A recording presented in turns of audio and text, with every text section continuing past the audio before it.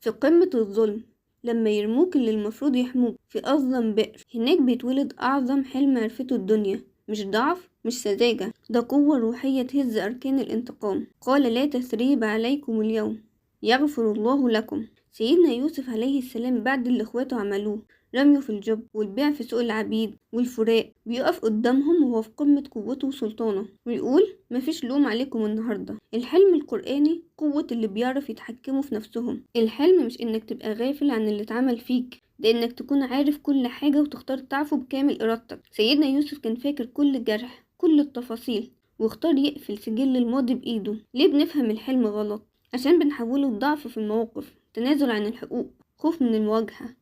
والقرآن بيقول لنا: شوفوا سيدنا يوسف، أعظم حليم بيعفو وهو قادر ينتقم. ازاي نعيش الحلم ده؟ رقم 1: غير فكرتك عن الحلم. مش نسيان، ده اختيار انك تعفو.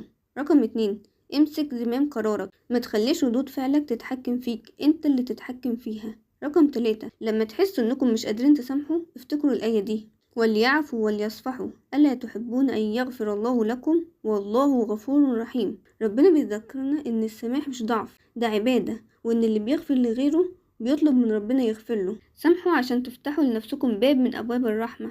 رقم 4: بصوا للمستقبل.